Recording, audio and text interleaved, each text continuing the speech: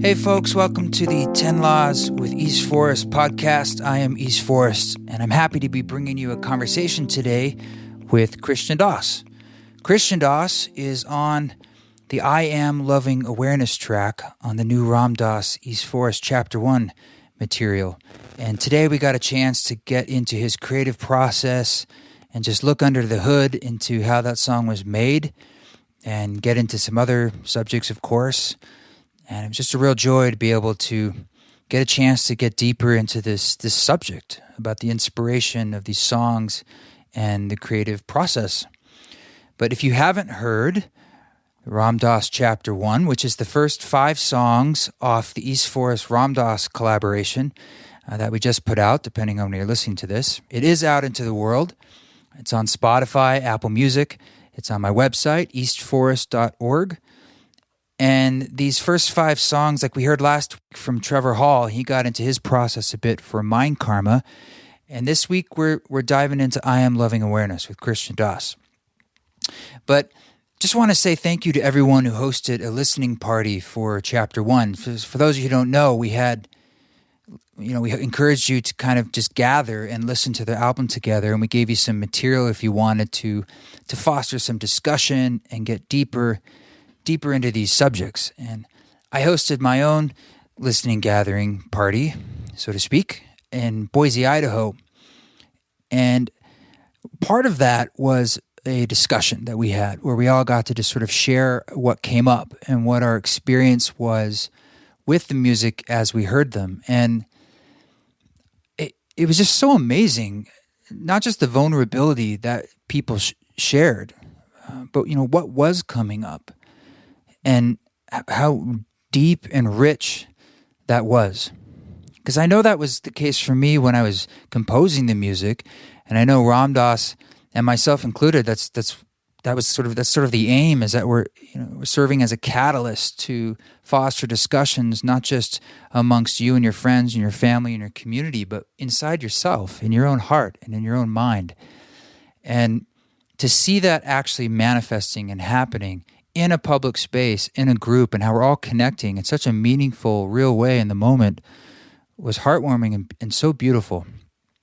And I can't tell you how excited I am to see this music now making its wave out into the world and to watch those ripples coming back as you're sharing it online, sharing it with your friends, sharing it on social media, talking about the feelings that are coming up. And this is great because you're helping push forth this new story. You're helping push forth these memes of love, these memes of truth, and helping to be part of this movement. And I just want to say thank you for continuing to share the music and to talk about it and to foster this conversation that is developing and this new story that is emerging. So part of that new story is this song, I Am Loving Awareness. And at the end of this conversation, I'll play the song. But these podcasts, because of the hosting service it's on, podcasts are kind of low bit rate. They're not the highest audio quality. Maybe I'm the music nerd who cares the most about that. But if you do want to hear things in higher quality, even Spotify Premium is higher. And of course, on my website, you can hear it in a lossless, high resolution format if you're into that kind of nerdy stuff, which I am.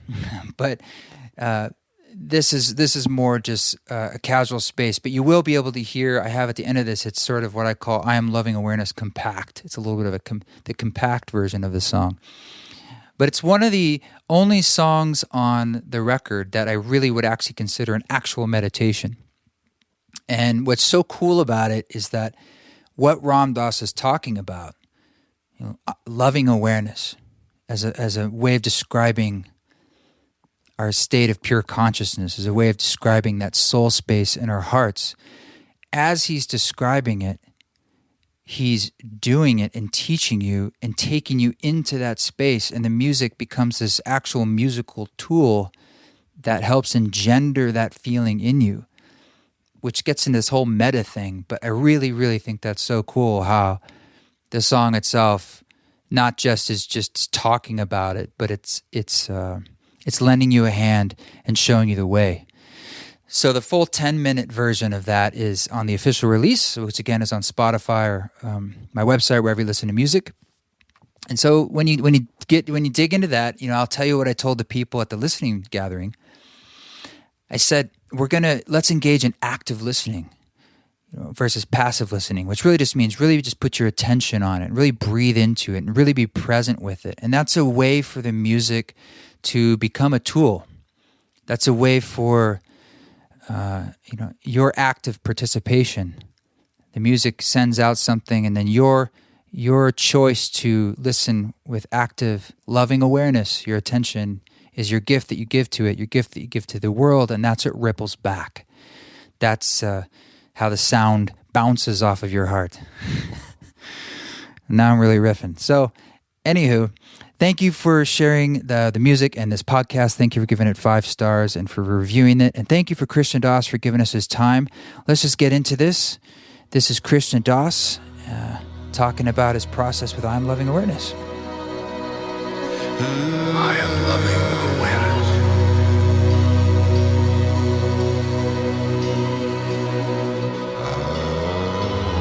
I am loving awareness. Well, thanks for sharing some time, man. And one thing I've been asking some people who shared some of their work on these different tracks, like I was talking to Trevor Hall the other day, who's also sang. And what's interesting is that there's no like set anything about what you guys could do or not do on it. It's sort of just what you decide to do. So from my perspective, that's kind of interesting because I don't know what you're going to do.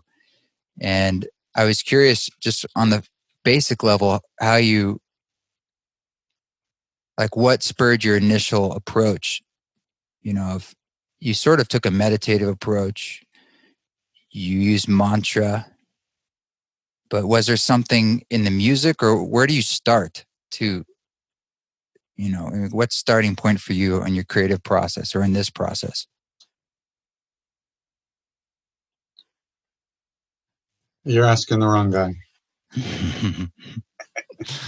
I vibe you. I have no idea.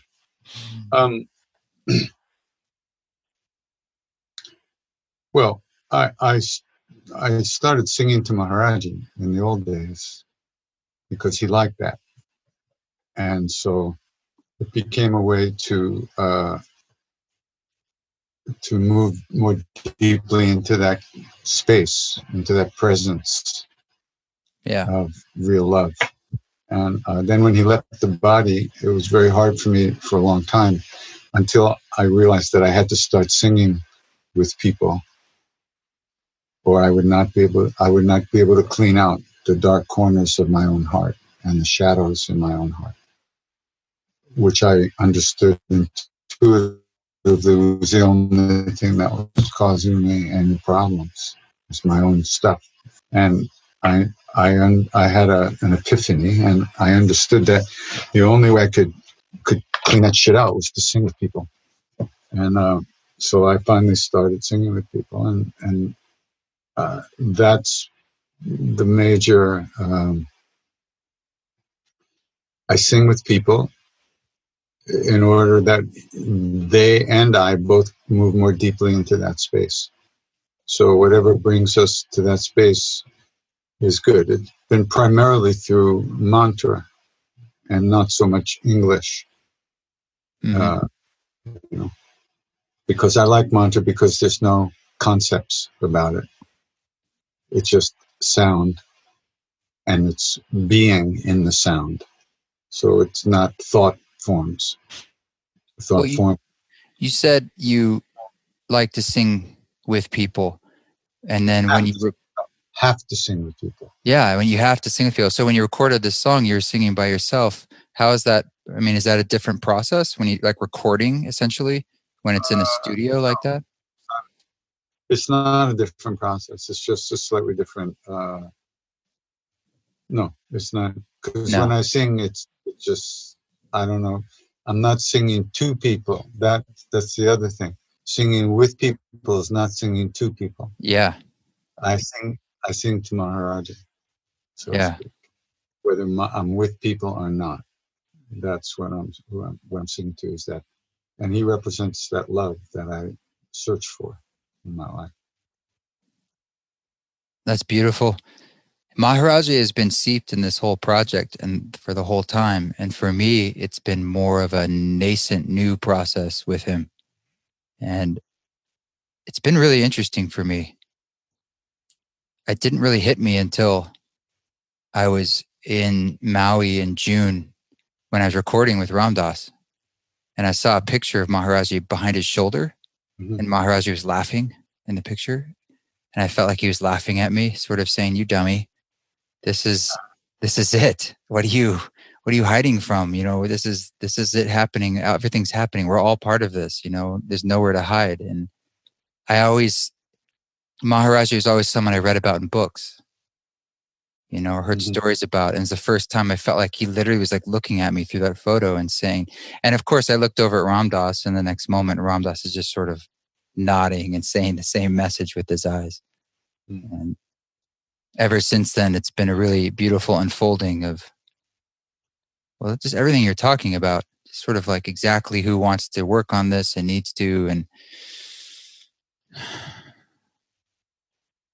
yeah, one thing that comes up when I hear you say that about how you have to sing, for me, I think I always talk about that as just that creative force coming out, that creative expression is really important for me. And I find that that's my way of just staying sane. Whether or not it's put out there into the world or not, there's something about just for not. Yeah. It's what makes us human, right? I mean, it's a trip. What do you want to be sane for? You just want to be happy. You don't want to be sane. Sanity's overrated. Much overrated. But yeah. Well, you told me that there was something different, though, about the process for you in this particular recording. What was different about it? There was no... I was freed from the constraints of the call and response thing. I see. Which is pretty much all I've done. Mostly all I've done for all these years is call and response, which I sing a line, and then in order that people would respond, and then we go back and forth and go deeper into the space. So this was just kind of allowing the space to come through me in a different way. And I enjoyed that. It felt really good to me. But yeah, so that was the difference. But whether I'm singing in the studio or with people or alone, it's pretty much the same. The words that you were using in the I Am Loving Awareness track? I think it was Sri Ram Jai Ram, right? Yes, but there's some Ram. I mean, yeah, essentially, yeah. Yeah. Well, to someone like myself who knows less about that, can you just tell me a little bit more about that particular mantra? Sure. You know,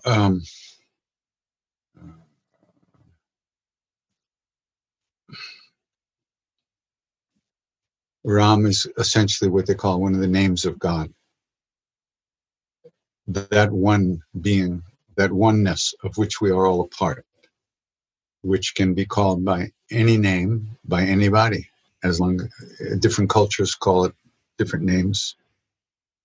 Christians call it Jesus or the Father. Sufis, Muslims call it another thing.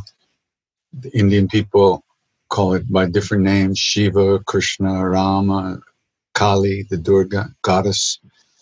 They're all the names of that place inside of us that's beyond thought, beyond emotion, beyond concepts. It's pure being. That's the name of the pure being that's within us and in which we live as well. And in my lineage, Maharaj-ji's lineage, Ram is the main,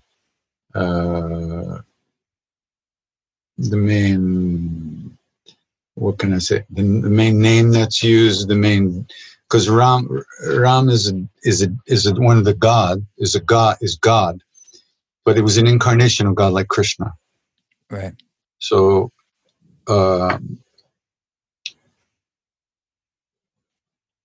so the repetition of these names, Maharaj used to say, through the repetition of these names, everything is brought to fullness, made full and complete. Everything is accomplished. Everything is done through the repetition of these names. That's what he said all the time.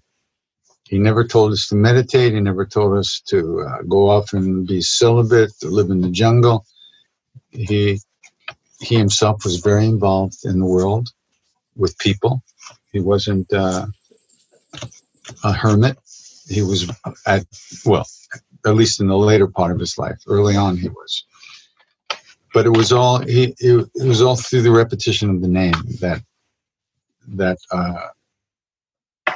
it's like a ripening process. A ripening? Ripening, yeah. I like that. It's not a learning process, but it's a ripening process.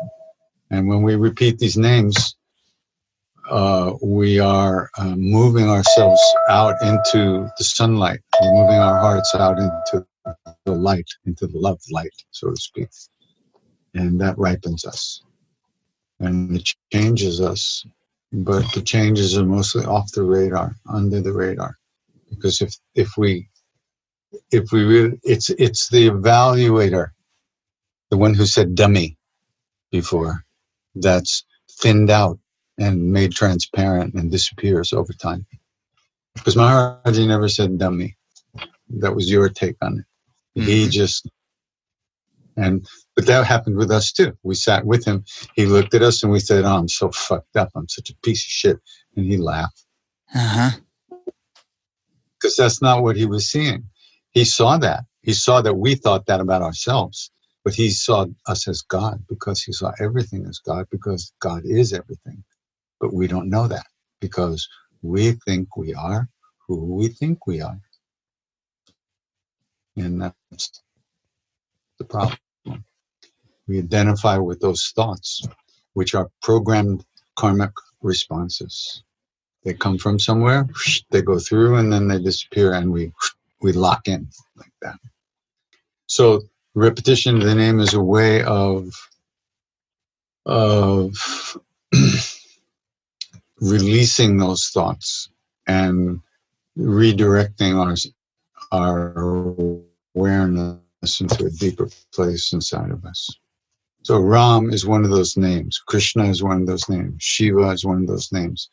In India, in other places, there are different names, but those are the names. And Ram is not the guy who wasn't the human being that incarnated. Ram is the whole package. It's the name of the supreme being, and Krishna is also that, both of those things.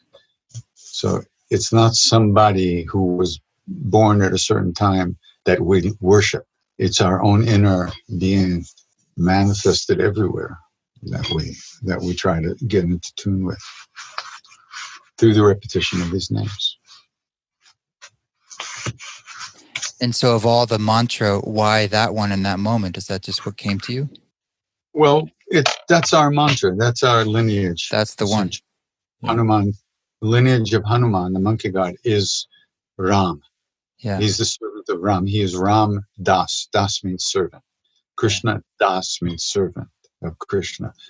Hanuman Das or Bhagwan Das or all those. Das means servant. So Maharaj-ji's lineage, at least as we saw him in this life, was that of Dasya, servant, service. So we were all servants of that love, which is called in this lineage. These lineages are transmissions. They're like homing beams from different beings who have connected. So you connect through that lineage. It's like you go in like that. Yeah. Yeah. So Ram Das and I and all the others that, Raghu and all those people, were very much, we sang a lot of Sri Ram Jai Ram, and we still do, and also a lot of Hare Krishna, Hare Ram, but Ram's our guy, our lineage, so to speak, our tradition. Did you start your singing and this practice when you met Maharaj-ji? No, well, yeah, pretty well. I mean, I'd always been singing, but when I got to India, I was really blown away because I heard these people, these village people, these singing, and they were really singing. They were 100, they were totally into it. And there was no posing, there was no manipulating, there was no showmanship, there was no entertainment quotient. It was prayer at 150 fucking thousand miles an hour. It was just, I went, this is it for me. This is what I want to do. And it wasn't that I wanted to learn it to take it back to America. No, because I was never coming back. That was my program. I went to India. I left everything. I gave my jeans away. Everything. I sold my guitar. Everything. I was gone. My car. Everything. All in. I was all in. And then Maharaj-ji sent me back. How did that feel? After keeping me there for 2.5 years, he kept me there for a long time. Wow. He got my visa fixed and everything, really, literally, on that daily level. He sent me to a devotee of his who stamped my passport. Let me stay an extra year. Wow. But then he said it was time to go back. He said, you have attachment there, you have to go back. And, I couldn't understand what attachment, what's he talking about? Yeah, that must have been painful. Was that? That must have been hard. I mean, the attachment in some levels was being in India, being there with Maharaj-ji. That'd be hard to leave. Well, they didn't give me much vote. They didn't give me a chance. I said, Baba, I'm just learning Hindi. Too bad. Ciao. You have to go. But the point is that at the time, I didn't know what he was talking about. Attachment. What is he talking about? Mm-hmm. But from that moment to this moment, that's what he was talking about. Wait, tell me more. I need more about that. No, it's just like he knew what I had to go through in order to be free. He knew I couldn't escape my life and my karmas by staying in India. Uh-huh. In fact, I would have died a long time ago. I was very sick, physically very sick, but I still wasn't coming home, So, but he knew what was best for me. So he sent me home because you can't avoid anything, there's no avoiding. You have to go right through the middle of your karmic unfolding. There's no escape yourself. You are you. And you don't know what the future is, but you can guarantee one thing, that whatever's inside of you is going to come out sooner or later. There's no hiding.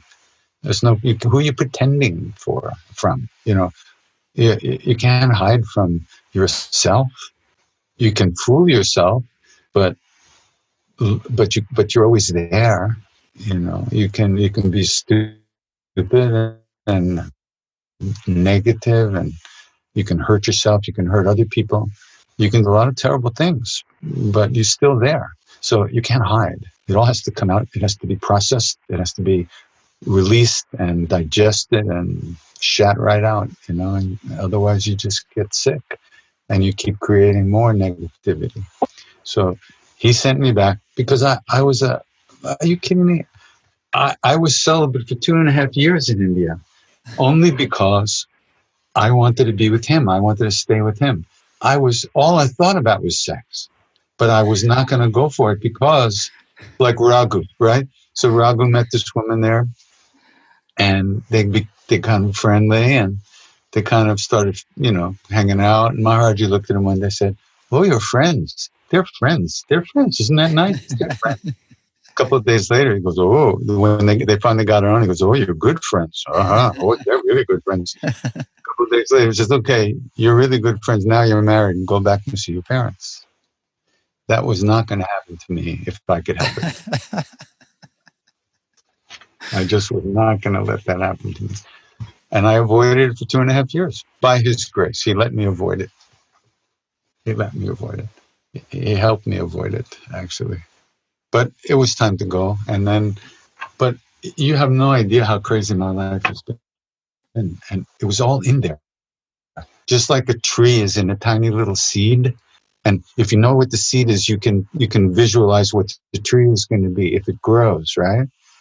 So he could see that inside of me, those seeds inside of me.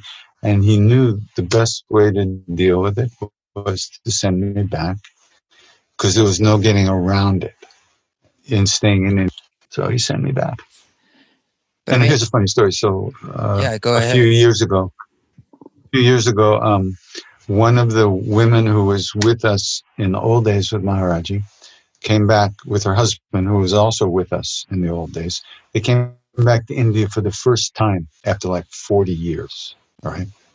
Yeah. They hadn't been back since Maharaj-ji left the body. Yeah. So we were in Kenchi, in the temple where a lot of us spent a lot of time with Maharaj-ji. And I was singing, leading, chanting in front of Maharaj-ji's temple. And I noticed this woman standing over on the other side of the courtyard where Maharaj's bench was, his tucket, they call it a tucket. It's like a little bed where he used to sit and meet people. And she was standing there on the steps, kind of looking right at the tucket and just standing there, right? And I looked at her and I said, oh, something's happening there. Mm-hmm. So after we finished singing, she came over to me and she said, Krishna, I think you're the only person here who can understand what I'm going to tell you. I said, what? She said, I was standing there on the steps, looking at the tucket where Maharaj-ji used to sit. And I remember standing in that very spot 40 years ago. And I remember thinking, this is it. I'm home. I'll always be right here with Maharaj-ji. I'll always be here in that position, so to speak, you know. And then she just said, what happened? What happened? Married, family, kids, this 40 years of shit. What happened? I was home. I was right where I was supposed to be. What happened? What happened is Maharaj-ji transferred her back into her life, back into her desires, back into the things she needed to get, the things she needed to be.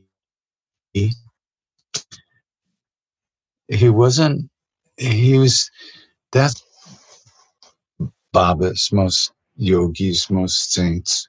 He's just, his palette is the universe. It's not just a little corner. It's the whole fucking thing. It's all of time. It's from the beginning to the end, back to the beginning. It's all his. He's there. He's in it all at the same time. It's just, gee, I hope you are recording this. Hey, you know what I think? I know this is really important for me, but what's wild for me is that what you experienced, was that 40 years ago? 45, 50? It was 70 to 73. 80, 90. 49 to 45 years, something like that. 48 to 49. Like the resonance is so strong today. And like the salience of it is just as much today. I can just hear it in your voice. I can feel it. And I mean, it's already blowing through my own conceptions of this conversation, just feeling sort of the resonance of like, I don't know, this idea of there's nowhere to hide.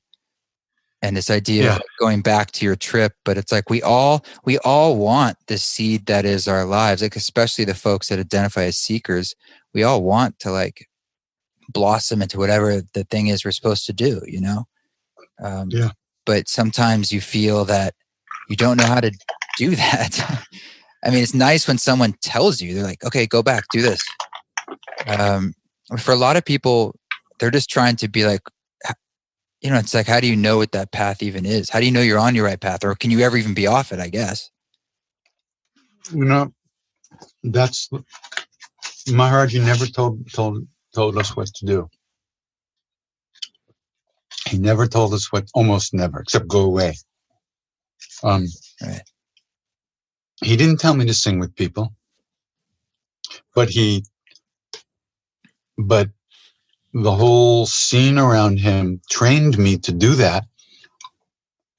But it was only 21 years after he died that I realized that if I did not sing with people, I would never clean out the shadows in my life and in my heart. So I had to, because I was drowning.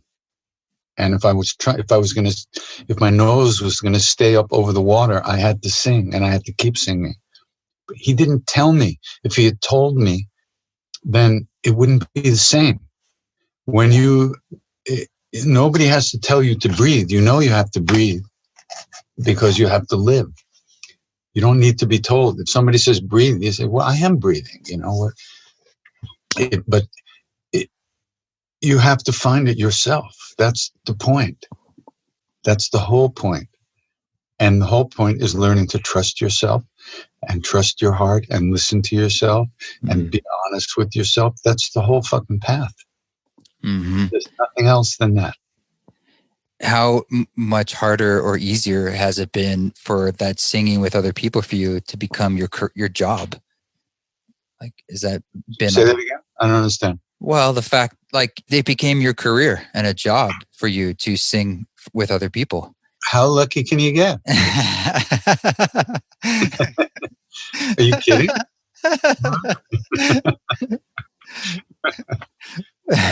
The one thing that I love to do more than anything also provides me with food and supports a whole bunch of people who have to help me do what I do. And I get to do it. How great is that? This is the one thing that's going to save my miserable ass, and I get to do it. And I don't have to work 9 to 5 at something else. It's ridiculous. It was never the plan, you know. It was. Don't think I planned this. Please don't give me that much credit. It really is not. It just happened. He did this. He did this. So you've heard of Siddhima, right? Yes. Siddhima, the lady, you know, you might have seen her picture at Ram Dass's. She was Maharajji's greatest devotee. Yes. So she took care of us. She just died last year. So she took care of us all these years since Maharajji took off. Mm-hmm. So anyhow, so yeah, that's the story. It's been a long, strange trip. I hear you. No. Oh, yeah, really. Someday maybe I'll tell the whole story, but maybe after Trump is long gone. Well, let me ask you a question about that track we just did together. Do you see that in the same vibration for yourself as far as like the music you're making on your own? That's the calmness response style. Like, do you see this as Maharajji's hand in the same way? What we did and what we're hoping to do? Well, first off, is that the first time you've sang on a track that Ram Dass is speaking on? Yeah, probably.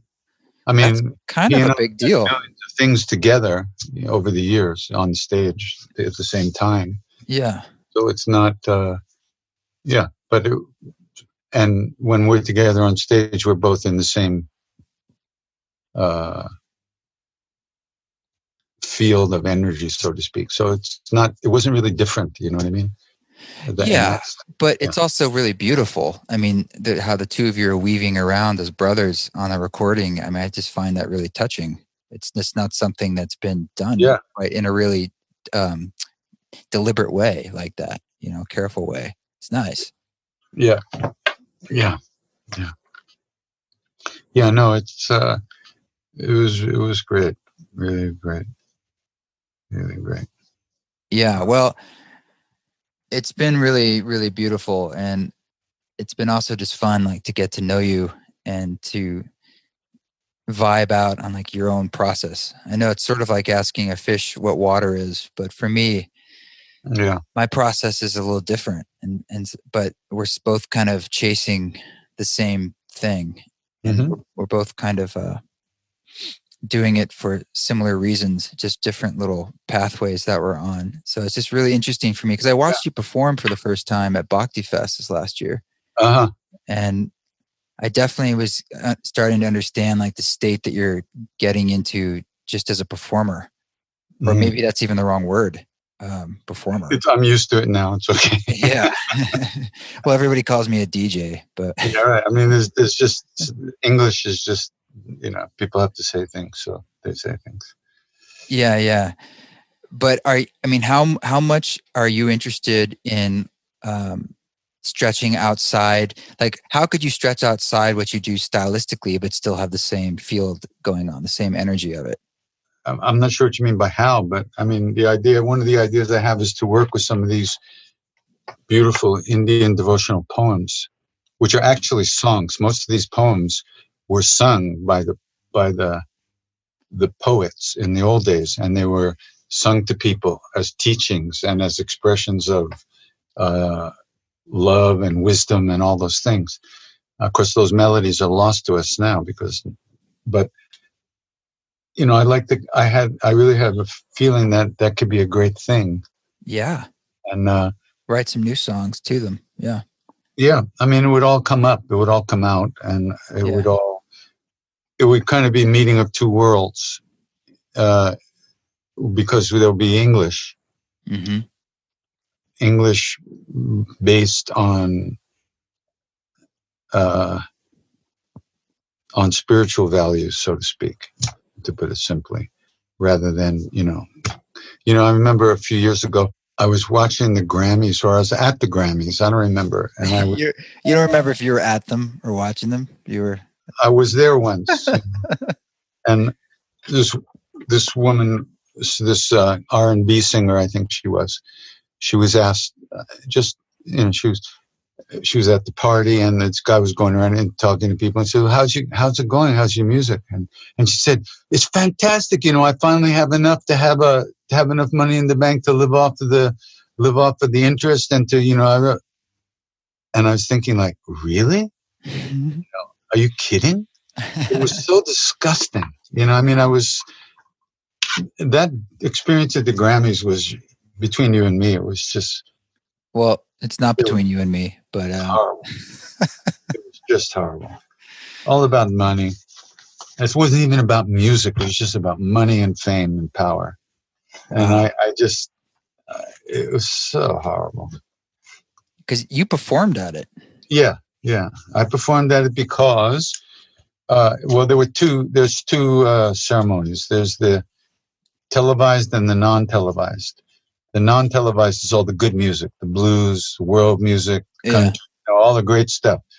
And the televised is all the bullshit. So in the early afternoon, the ceremony was in the early afternoon, and the guy who was organizing that ceremony, his wife was a yoga teacher. And so he knew me, and he's the one who invited me to sing at the Grammys. And he wanted me to sing a song that wasn't even on the CD that was nominated, but I did it anyway. So, but I remember my feeling when I first came out and sat down on stage and looked out into the audience and saw Chick Corea, Herbie Hancock, Pat Metheny, and there I was with my little squeeze box, and I think, oh my fucking God, can I really do this? That's a trip. That's a big trip. Yeah. But once I start to sing, everything disappears. So that doesn't matter. But it was funny. Was that hard? Did you feel supported as a performer there? I mean, or was it? It's kind of hard to do just one song. No, in fact, it was the opposite. The band, we had written out the music for the band, who had to play with us, behind us. Had to.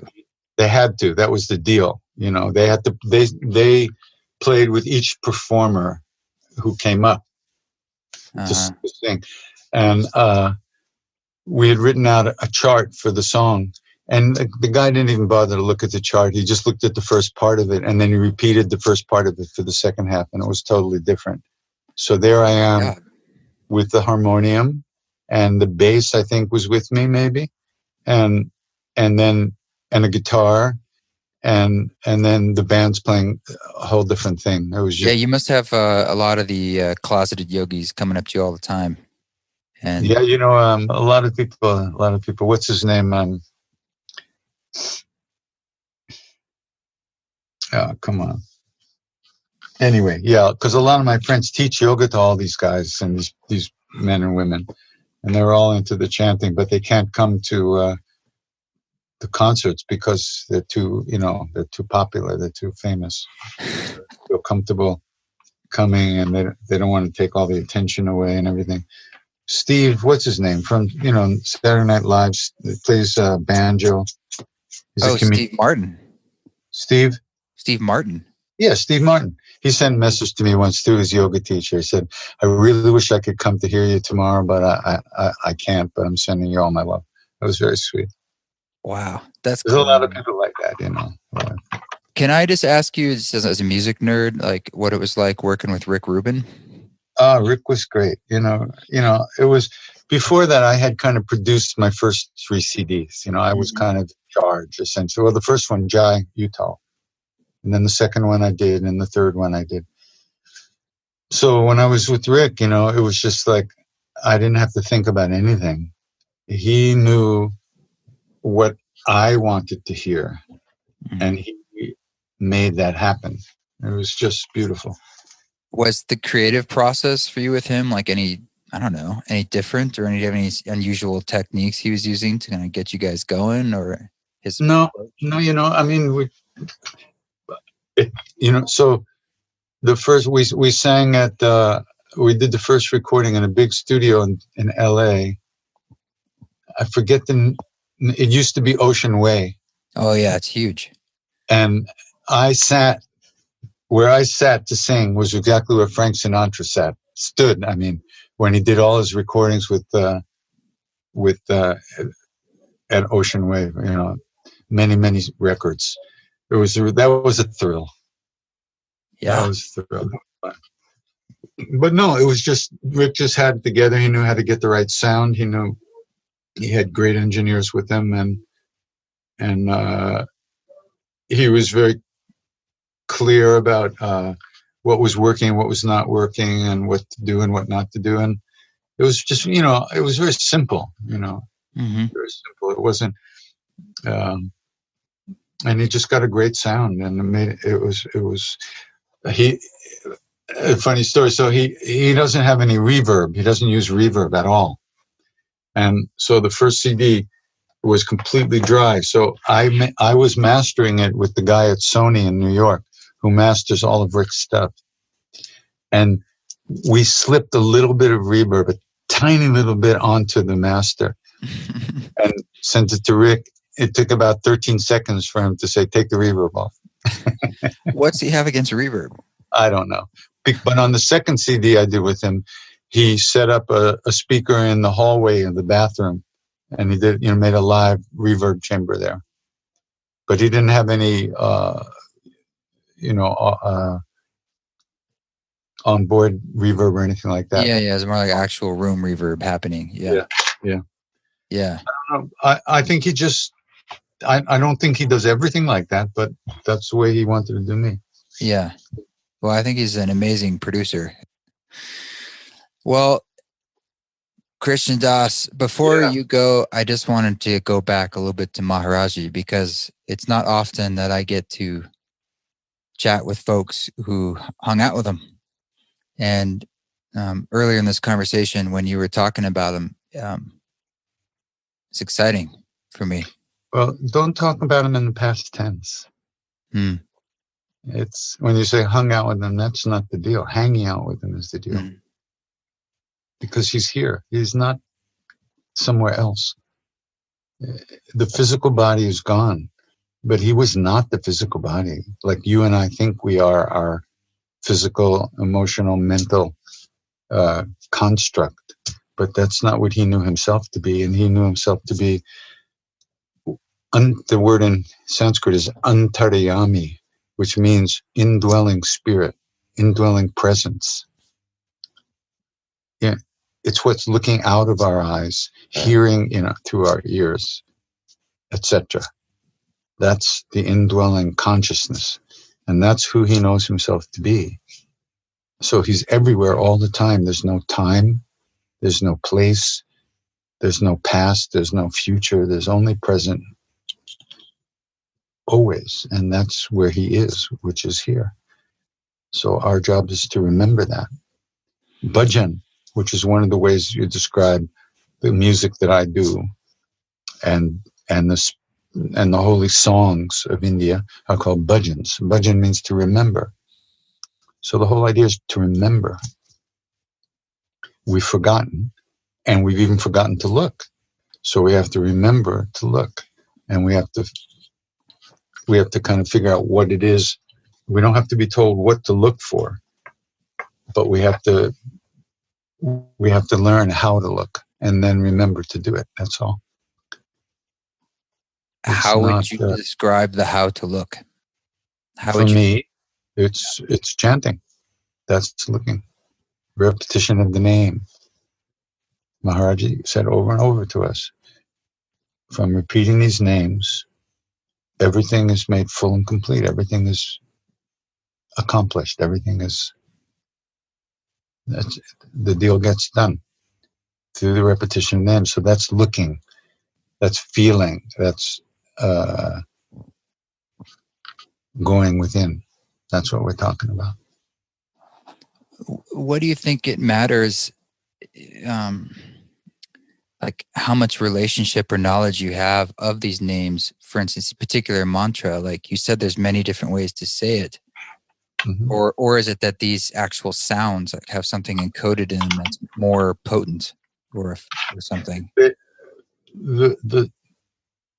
There's a level of conceptuality to the names because there's storylines. And, like there's all the stories of Krishna and his boyhood, and then the war, the Mahabharata and the Bhagavad Gita. There's all the stories of Rama and his whole drama. But that's not the real meaning of the names. In other words, there's Trevor, and then there's your whole life, but that's not Trevor. Trevor's you. It's not all the things that happened to you and all the things you did. It's your essence. So these names are the names of that essence. So yeah, that's the deal. You just, it's a question of getting here, whatever way we used to, finally land on earth and be here, become a complete human being. That's what we're trying to do. A good human being. Yeah. Yeah. Yeah. Well, I could prattle on all day and try to pry it out of you, but it also seems like a really beautiful place to stop. Okay, good. Well, there you go. I hope you enjoyed that. Thank you, Krishna Das, for giving us your time. And thank you again for digging into this music and sharing it with your friends and your community. And tell us what's coming up for you. Tell us what loving awareness means for you, or how that manifests in your life. And share your story online so that I can see it, but everybody else can see it. And we can see what happens next, as we're all in service to Maharaj-ji's grace, as Krishna Das would put it. There's lots of live dates coming up for me in the spring and in the summer, and that's all at eastforest.org. Please get on the mailing list if you'd like to know about the ones, when they happen in your local area. And again, thank you for reviewing this podcast. The 5 stars make a big difference for people to give this podcast a chance, and which just helps us get forth all these ideas that we're trying to get out there. Lots more to come, lots more songs. Chapter 2 is coming out on March 22nd, and that's Chapter 2 of the Ram Dass album. If you'd like to host a listening party, you can. you just email us at info@eastforest.org. Info@eastforest.org is also the same place. You can also just say hi or ask questions or give us crazy, gratuitous praise so we can keep doing these podcasts and everything else we do. Just say hi. But that's if you want to let us know if you'd like to do a listening party, because we'll just give you some added bonus materials as a way to, give you something to do. You can do whatever you want, but we'll just give you some like discussion questions and maybe a behind the scenes video and things like that. It's a lot of fun, and it's a part of just sort of deepening into this material and deepening into that which Ram Dass is finding relevant right now. All right, guys, you keep walking your walk. Don't take any shit, but if you do, you do it with grace. I'll catch you next time.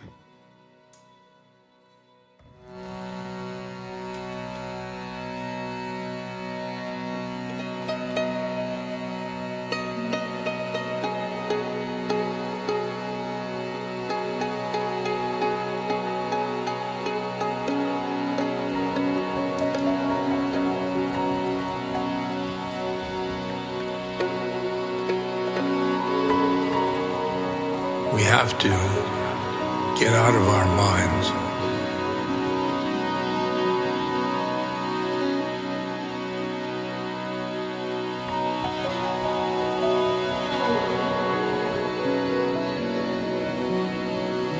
Our thinking minds.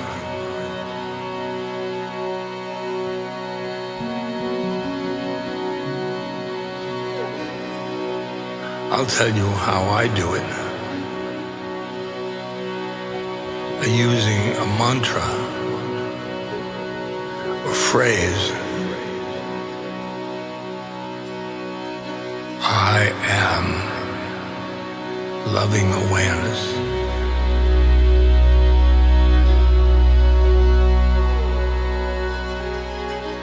I am loving awareness.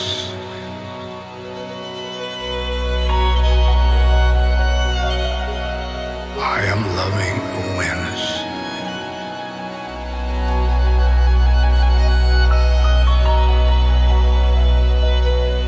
I am loving awareness.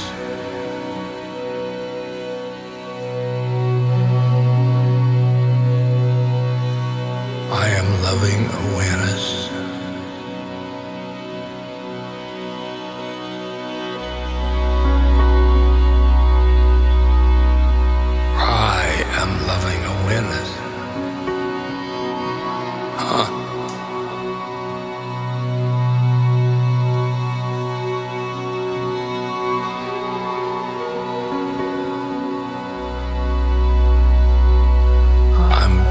loving awareness.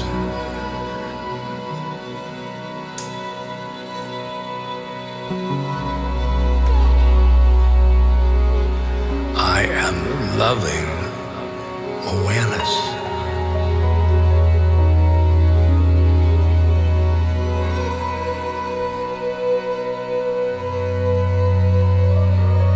Loving awareness is a name for soul,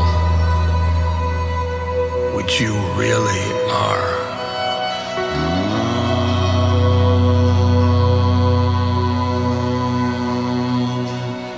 Leads you to love everything you are aware of.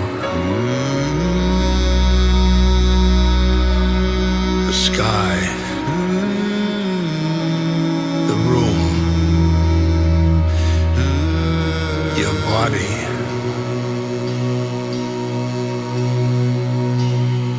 other people.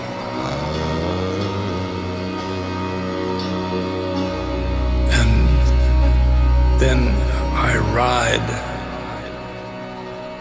the mantra into my heart.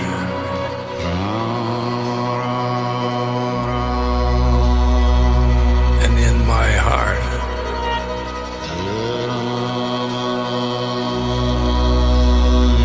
I see a doorway or a veil.